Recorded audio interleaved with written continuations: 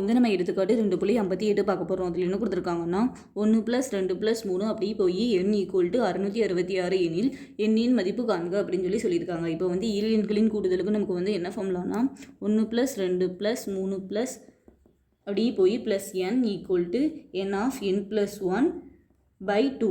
இப்போ வந்து இதில் n என்னன்னு கொடுக்கல, அதை வந்து கண்டுபிடிக்க சொல்லியிருக்காங்க. இப்போ வந்து இந்த 1 + 2 + 3 + n = 666ன்னு கொடுத்துருக்காங்களா. அப்போ வந்து நம்ம இந்த 1 + 2 + 3 அப்படி போய் +n = 666ன்னு எடுத்துக்கலாமா.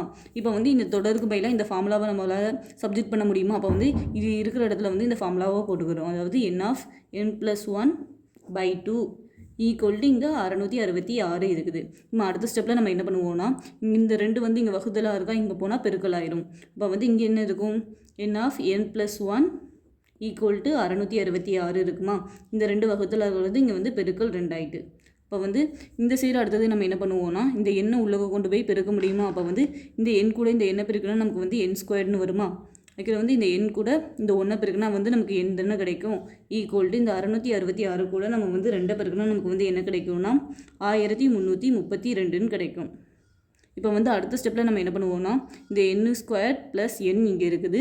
இந்த 1332 வந்து இந்த சைடு வந்தால் -1332 ஆயிரும் ஈக்குவல் 0.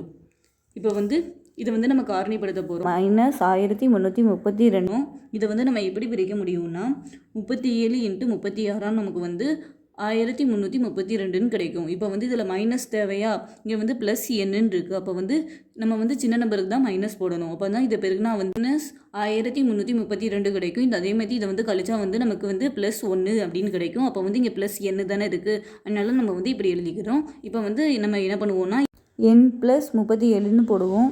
அது n - 36ன்னு போடுவோம். இந்த ஈக்குவல் 0 போட்டுக்கிறோம். இப்போ வந்து அடுத்த ஸ்டெப்பில் என்ன பண்ணுவோம்னா இது ரெண்டையுமே 0க்கு நம்ம வந்து ஈக்குவல் பண்ணுவோம். அப்போ வந்து n + 37 = 0. அதே மாதிரி n - 36 = 0.